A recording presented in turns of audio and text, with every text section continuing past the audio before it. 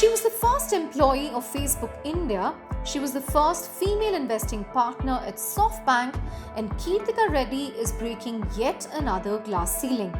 She's part of the first all female, all immigrant management team to ring the opening bell at NYSE for Athena Technology Acquisition Corp 2's SPAC IPO.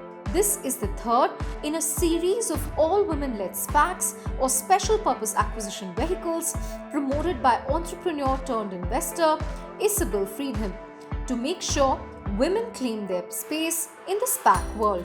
The launch comes at a time when inflation is weighing on market valuations in the US and there's lower appetite for blank check companies among investors. As you speak about the market cooling off, certainly we saw a huge explosion of SPACs earlier in the past year, I would be the first to say that there were SPACs of different qualities.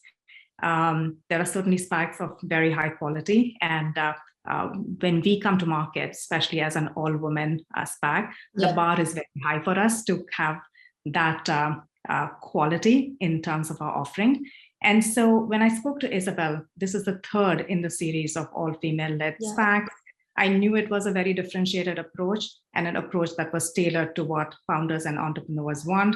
I can go over the details of being operator, investor-led expertise and the kind of team that we have put together to focus on execution. So for the right companies that are looking for a quality SPAC, the market is always there, and the market is always there for the right business combination partner that we choose and we pick through this process. But what tempted her to go via the SPAC route after a career at Facebook and SoftBank?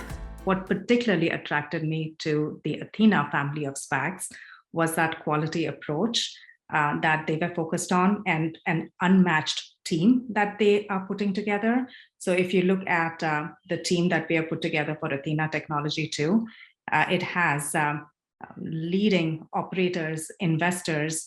We have people like Judith Rodin on the board, who was the first female president of an Ivy League university, University of Pennsylvania, first female president of Rockefeller Foundation, sat on the board of some of the largest institutions like BlackRock, Citi, Aetna, American Airlines. So it was that caliber of the team that attracted me. It was the breakout SPAC, if you may, and having seen it on the other side and having advised companies and CEOs on different paths, I saw that match in terms of the quality and the differentiated approach that Athena was taking to companies for whom SPAC is the right route. You spoke about the pace.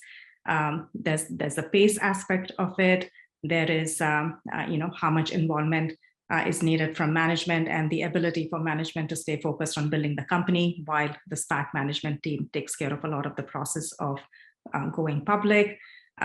So all of those aspects really came together for me as I decided to jump on. But will the fact that this is an all-women SPAC weigh on investment decisions, and will they look at companies with more diversity?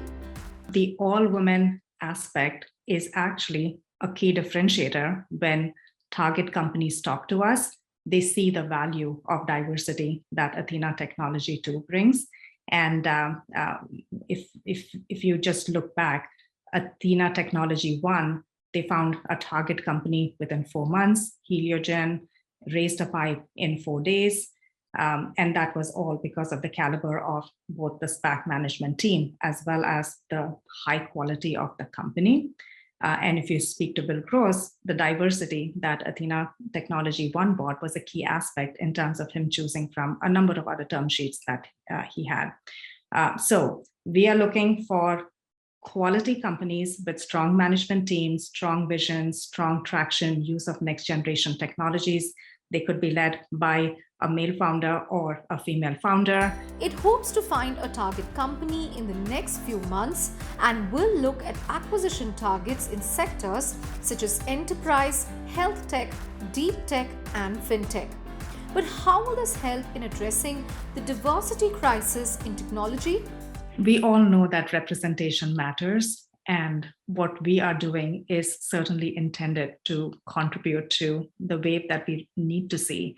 We are seeing a huge diversity crisis across the board, whether it is in the number of women who are in senior levels in technology companies and fintech companies.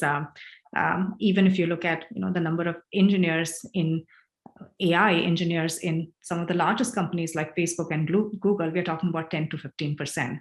And if we are building systems that are ethical, human-centered, innovative, it is really important that the people working on it are representative of the population, and we don't have that right now.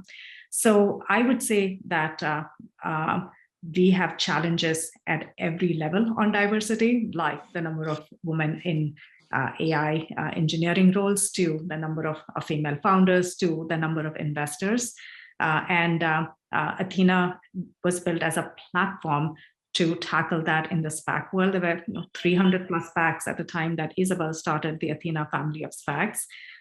But there weren't very many women. They were all male teams and male management teams. So we have already made a difference. This is a third all-female led SPAC. So we are certainly changing the numbers in terms of the number of women in SPACs and number of women in business, in technology, and in capital markets. Ours is one of many that is needed. I'm very encouraged by CXXO initiative by Vani and Kalari Capital. So we need each one of these initiatives and more to be very, very successful to see the change that we need to see. While it remains to be seen if this will lead to better outcomes overall when it comes to diversity, the Athena SPACs, named after the Greek goddess for wisdom in warfare, is a serious attempt to drive gender diversity in the space.